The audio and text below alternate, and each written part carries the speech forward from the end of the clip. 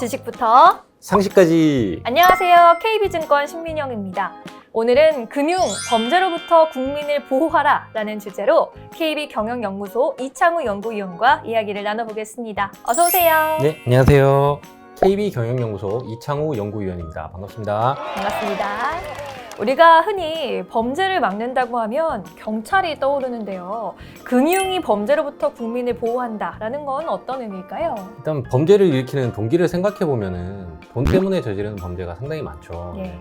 금융도 어떻게 보면 돈의 흐름이다 이렇게 쉽게 생각해 보면은 네. 금융기관도 범죄랑 연관되는 부분이 있을 수 있습니다. 예, 범죄라고 표현하기는 했습니다만 해외에서는 예를 들면은 뭐 금융 범죄를 크라임이라고 해서 이제 대테러 금융이라던가 네. 아니면 자금 세탁 이런 네. 쪽으로 표현을 하고, 그다음에 금융 사기는 프로드라고 해가지고 좀 신용 사기라던가 속임수 이쪽으로 많이 하거든요. 네. 오늘은 주로 금융 사기에 대해서 좀 말씀드리려고 네. 합니다. 프라우드, 사기에 예. 대해서. 예.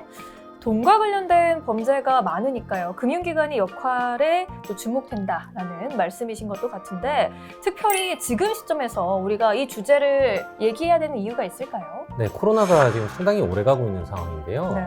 제가 질문 하나 드려보겠습니다. 작년에 OECD에서 회원국이랑 비회원국 합쳐서 한 126개 국가랑 금융기관에서 이제 설문조사를 했습니다. 네, 질문 내용 중에 하나가 코로나로 인해서 금융 소비자에게 가장 우려되는 게 뭐냐 이렇게 물어봤거든요. 네, 1등이 뭐였을까요? 아무래도 경제 상황이 어려워지니까 소비가 또 위축되고 경제적으로 어려움을 크게 겪게 되는 것이 아닐까 싶은데. 대단하십니다. 네. 맞습니다. 예. 전체 1위가 소비 회복력 감소였어요. 네. 소비 회복력이 감소된다는 거는 실직을 한다거나 아니면 수입이 감소하니까 어려움을 겪는다 이런 의미일 텐데요. 예. 근데 이제 고소득 국가라는 좀 잘 사는 나라들, 소위 금융 사기 취약성, 이게 금융 1위를 사기. 했습니다. 네. 네. 그래서 아무래도 경제가 어려워지다 보니까 그 틈을 노려가지고 사기를 많이 일으키는 그런 건데요. 네. 같은 조사에서 보면은 실제로 코로나 이후에 금융사기 발생률이 25% 정도 증가한 것으로 나오고 있습니다. 지금 세계적으로도 경제가 어려워지다 보니까 금융 사기까지 기승을 부린다는 말씀이신 것 같은데요. 우리나라 상황은 어떨까요? 우리나라 치안 좋지 않습니까? 이렇게 그렇죠. 카페 같은데 뭐 가방 놔둬도 안 가져가고요. 그럴 수 있는 그러니까. 나라는 우리나라밖에 없을 것 그렇죠. 같아요. 네, 경찰분들도 굉장히 잘 잡으시고요, 범죄. 예. 그런데 이제 전체 범죄나 강력 범죄는 뭐 정체되거나 좀 감소하는 추세가 있는 반면에 세부적으로는 재산 범죄나 사이버 범죄는 늘고 있다 이런 추세가 보이거든요. 네. 재산 범죄 안에서도 또 따져보면은 절도는 좀 주는데 사기는 증가하고 그런 추세를 보이고 있습니다. 네. 이제 범죄 관련된 용어 관련해서 누가 어떻게 쓰냐에 따라서 이제 조금씩 달라질 수는 있거든요. 근데 이제 금융기관 입장에서 한번 보면요. 네. 금융기관이 가해자인 경우, 그다음에 피해자인 경우, 그다음에 수단으로 이용되는 경우 이렇게 나눠볼 수 있어요. 네. 뭐 좀 예를 들어보자면 가해자가 되는 경우는 직원이 횡령을 한다거나 아니면은 뭐 아예 그걸 목적으로 하는 불법 금융기관. 네. 두 번째로 이제 피해자가 되는 경우는 제일 쉬운 예로 영화에서 자주 나오는 은행털이 물리적인 공격이 있을 거고 아니면 디도스나 이런 사이버 공격이 있겠죠. 해킹. 예. 지금 주목하고 있는 거는 세 번째, 금융기관이 직간접적으로 뭔가를 하려는 게 아니라 수단으로 이용되는 경우에 대한 얘기거든요. 네. 그래서 대표적인 걸로는 자금 세탁이 있을 거고요. 그 다음에 보이스피싱, 카드 사기, 보험 사기 이런 금융 사기도 다 여기에 포함될 것 같습니다. 네. 그렇군요. 보이스피싱을 말씀해 주시니까 금융 사기가 확 잘 이해가 되는 것 같은데요. 아무래도 보이스피싱 피해가 제일 크다라고 볼 수 있을 것 같아요. 네, 말씀대로 흔히들 많이 듣는 얘기이기 때문에 네. 보이스피싱이 제일 먼저 떠오를 것 같고요. 네. 법적으로는 전기통신 금융사기라고 합니다. 네. 피싱이라는 건 개인정보를 나타내는 프라이빗 데이터랑 그다음에 낚시하는 피싱을 합쳐서 이렇게 부르고 있고요. 예. 네. 기존에 이제 전화로 하는 게 많았으니까 보이스피싱이라고 흔히 이렇게 얘기합니다. 미국에서는 좀 표현은 뭐 같은 의미인데 이제 피싱이라고 두 개를 합쳐서 V. 부릅니다. 네. 예.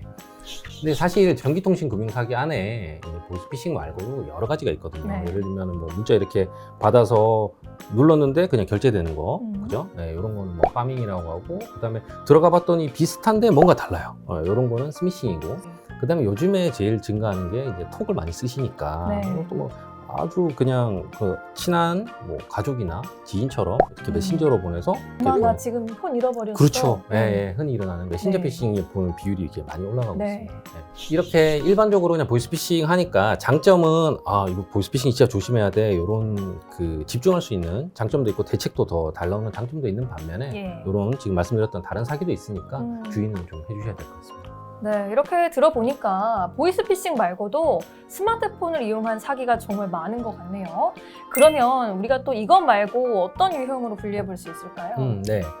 제가 좀 안 좋아하는 표현이긴 한데, 그 범죄가 진화되고 있다라고 하지 않습니까? 이렇게 뭐 여러 가지 환경이 변하거나 새로운 뭔가 등장하면 또 어김없이 사기들이 등장하거든요. 네. 전통적으로는 카드 사기, 그다음에 보험금을 노린 보험 사기 이런 게 있고요. 네. 요즘은 또 간편 결제가 많아지다 보니까 이제 정보 이렇게 빼돌려서 결제 사기를 일으키는 경우도 있고요. 예. 제가 오는 중에도 문자를 받았는데 주식 리딩방 사기, 수익률을 보장해 준다면서 그런 것도 있습니다. 네. 그리고 요즘에 이제 그 가상자산 관련돼서도 워낙 관심이 뜨거우니까 이쪽도 투자가 일어나는 만큼 또 범죄도 많이 생기거든요. 네. 예, 물론 전통적인 금융기관은 아니지만 음. 가상자산 관련해서 사기가 나오고 그다음에 이제 추적이 아무래도 해외에다가 거래소를 두면은 추적이 어렵다 보니까 네.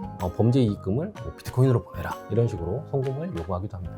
네, 이렇게 종합해서 들어보니까 우리가 항상 금융사기에 노출되어서 살고 있는 건 아닌가 그런 느낌이 드는데요. 누군가는 범죄를 준비하고 있고 또 누군가는 막기 위해서 정말 애쓰고 있는 것 같습니다. 먼저 정부 부문부터 좀 살펴볼게요. 정부 측에서는 지금 어떤 노력을 하고 있을까요? 먼저 해외 사례부터 말씀드리겠습니다. 예. 해외는 영국이 2007년에 프로드 액트라는 사기법을 만들었습니다. 일단 금융사기랑 사이버 범죄 창구를 하나로 합쳤다는 거거든요. 네. 그렇게 일원화해서 관리를 하고 있고 미국도 자치경찰이 굉장히 많이 흩어져 있는 나라인데 연방정부 차원에서 FBI 산하의 인터넷 범죄 신고센터로 일원화시켜서 관리를 하고 있습니다. 우리나라 같은 경우는 보이스피싱에 굉장히 집중을 하고 있거든요. 네. 그래서 2012년에 전기통신금융사기 방지대책협의회 이렇게 해서 여러 정부 부처들이 이제 합쳐서 여기다 통신사도 있고 금융기관도 포함해서 실질적으로 성과도 많이 내고 있고요. 근데 여기에 개인적으로 좀 바라는 점이 있다면 이런 거는 범죄에 대한 어떤 정보 공유가 이게 신속하게 이루어지는 게 중요하거든요. 지금 아직은 개인정보 보호랑 상충되는 면이 있다 보니까 조금 제한적인 부분도 있는데 네. 뭐 예를 들면 금융그룹 계열사 간에 뭐 정보 공유를 확대해 준다거나 이런 식으로 좀 그 정보에도 좀 자유로운 이동이 가능하면 좋을 것 같습니다. 네, 그래도 오랜 노력을 했고 또 성과가 있다고 하니까 그나마 다행이라는 생각이 드는데요. 금융기관들도 사기 예방을 위해서 많이 노력하고 있겠죠. 네, 맞습니다. 해외도 그렇고요. 해외도 좀 뭐 사례들이 많습니다만 국내 금융기관도 제도도 바꾸고 직원 교육도 시키고 그다음에 고객 대상으로 캠페인도 하고 여러 가지 하고 있습니다. 네. 사실은 이제 법적으로는 이 부분에 대해서 좀 그 금융사기에 대한 책임을 지우기는 어려워요. 왜냐면 뭐 예를 들면 범죄자가 어떤 범죄에 차를 이용해서 범죄를 저질렀어요. 그렇다고 이 차 만드는 회사가 책임져 이렇게 하는 거는 좀 안 맞지 않습니까? 네. 근데 이게 금융사기라는 게 워낙 그 금융기관의 신뢰성에 영향을 많이 줘요. 타격이 크죠. 타격이 크죠. 그리고 어쨌든 거래해주는 고객에 대한 피해가 직접적으로 생기는 부분이다 보니까 예. 굉장히 많은 노력을 하고 있습니다. 범죄에 자주 이용되는 3대 대포, 뻥뻥 쏘는 대포 있죠? 3대 대포 들어보셨나요? 대포요. 예, 대포. 일단 대포 통장이 네. 생각이 나고 네. 또 대포 폰도 있고요. 네. 또 하나는 대포차인가요?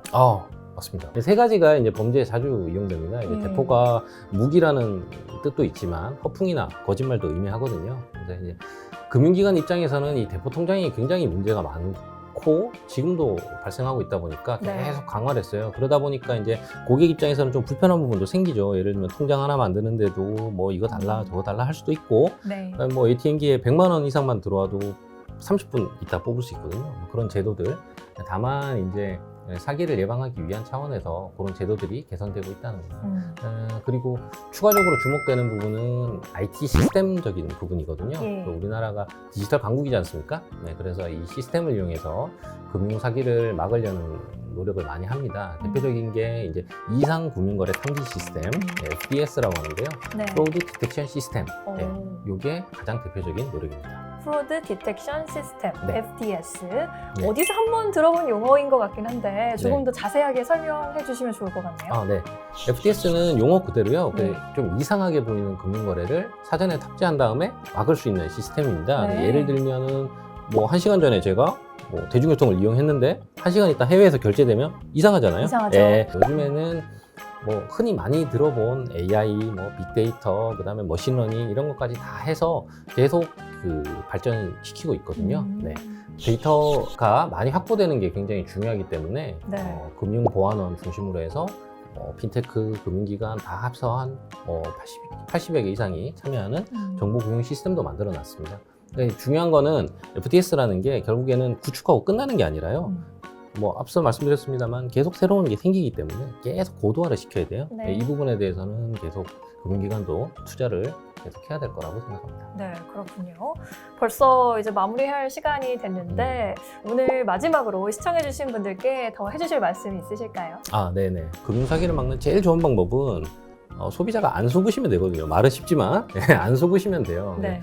이 보이스라는 영화, 작년에 개봉된 영화가 있는데 여기에도 보면은 더 이상 그 어눌한 말투, 뭐 조선족 사투리, 말투. 예, 그런 거 쓰지 않거든요. 네. 굉장히 조직적으로 하고 있어요. 누구나 피해를 당하실 수 있다, 그런 부분이고, 그 다음에 이제 이 방송 보시면은 투자를 많이 하실 텐데, 네. 투자하시는 분들은 이제 쉽게 너무 과도한 수익률이다, 근데 원금까지 보장해 준다, 그럼 이건 사기입니다. 그러니까 그런 건 없습니다.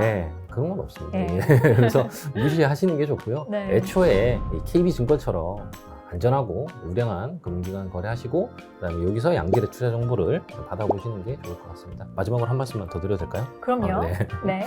아쉽지만 이제 시간 관계상 사례 중심으로 많이 하지는 못했는데, 금융감독원에서도 주기적으로 자료를 내고 언론 보도도 이렇게 특이한 거에 대해서는 또 계속 기사가 나오거든요. 이런 거는 잠깐씩만 투자하셔서 챙겨보셨으면 좋겠습니다. 생각보다 우리가 살면서 금융사기에 많이 노출되어 있고 취약하다라는 점, 우리가 정말 조심해야겠다라는 생각을 하게 되었는데요. 정부와 금융기관도 더 노력해 주시고요. 시청해 주신 분들께서도 이런 피해 절대 없으시길 바라겠습니다. 오늘 말씀 잘 들었습니다. 고맙습니다. 네, 감사합니다. 감사합니다.